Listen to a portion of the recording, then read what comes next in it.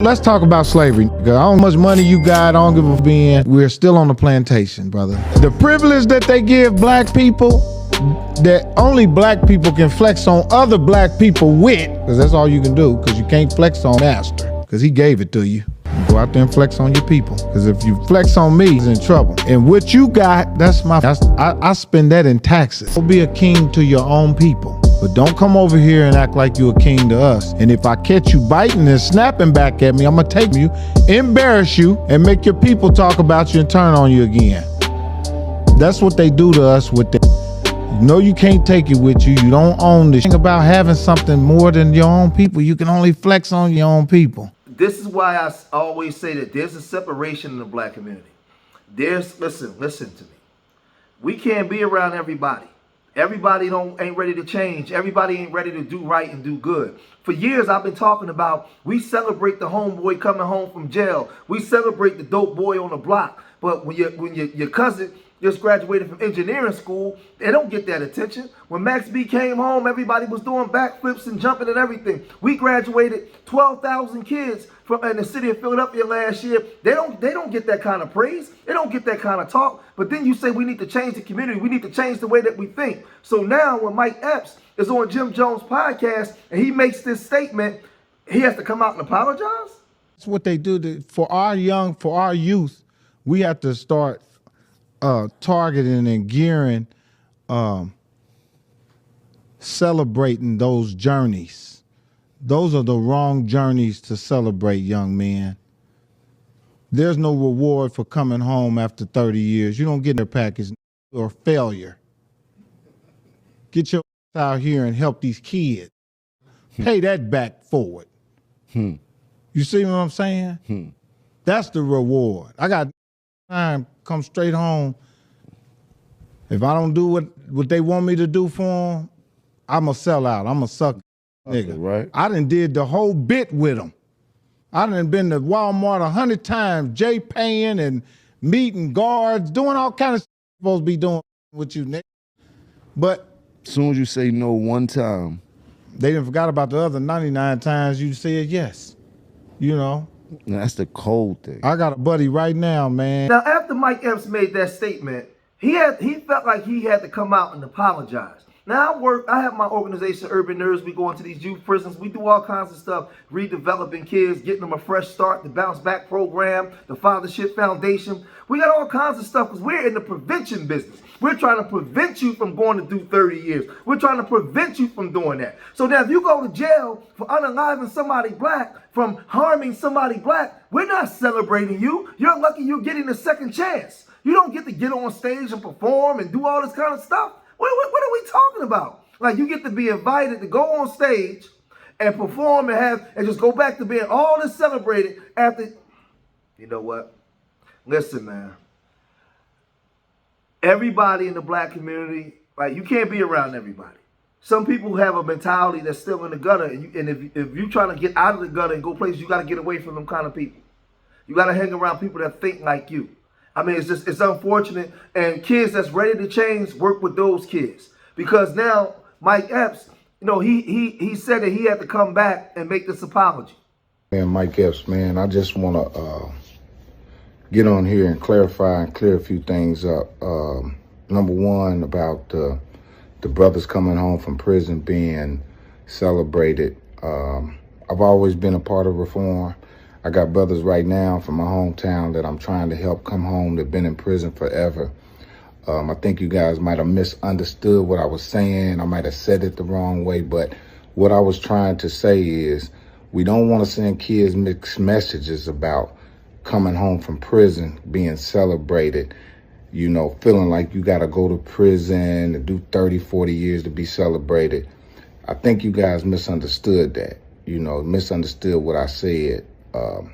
Wasn't saying that it was wrong to be celebrated, but we don't want to send a message to the kids saying prison is great, that you want to go home, go do 30 years and come home. You know, I don't think that's cool. So I'm sorry if anybody took it the wrong way and got offended. I love my brothers. I've been incarcerated myself. I understand what that is, but I might have said it the wrong way, but I mean well. And I love you, brothers. free my brothers that's coming home. My man Derek, free all the guys that's coming home, man. And about the food stamp thing. The food stamp thing was misunderstood too. What I was saying is that we need to break the cycle of being on food stamps. There's 3 generations of people that have been on food stamps. Of grandmother, mother, and daughter, that's crazy. We gotta do better. We can't think that we need assistance. I know there's some people out there that need assistance. That's well, fine, and understood. But there's people out there taking advantage of the system that's not good. So just want to apologize if I offended anybody. You know I love y'all, man. And Now, after that, Blueface, he called himself trying to flex, right? And trying to come back and make a statement based off of what Mike Epps said. And the IQ, man, the level of intelligence, man, when it comes to some of our people, man, just listen to this. I ain't gonna lie, when I seen that video saying that, where my controller at? I knew it was gonna be taken wrong. Just because, you know, people are living a certain lifestyle and It's not working. that would be equivalent to somebody coming out and saying we shouldn't celebrate somebody who's on stage telling jokes. They should go to school. They should go to school and go to college and be bigger and better. We shouldn't celebrate nobody on stage telling jokes. That's clown. I could be misconstrued as well, you know, so I think you went left, you know, people's lifestyles. 3, 2, 1, you know, go.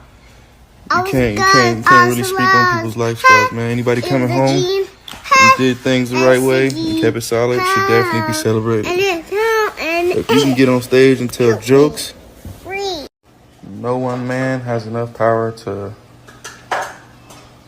speak on other lifestyles, you know.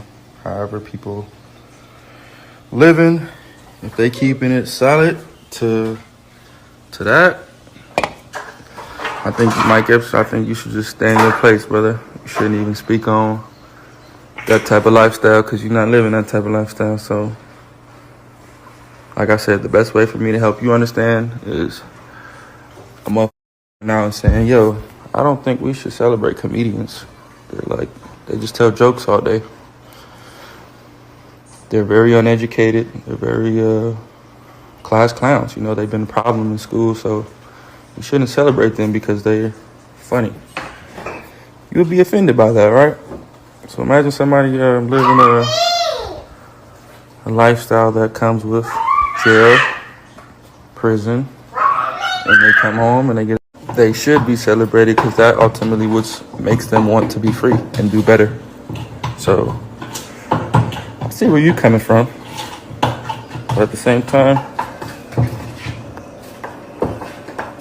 dang, you know, understand your message, brother. You don't want to glorify. I agree. We shouldn't glorify bullshit, but we should glorify change. We should glorify people staying true to themselves. So, say, not to just keep it about jail.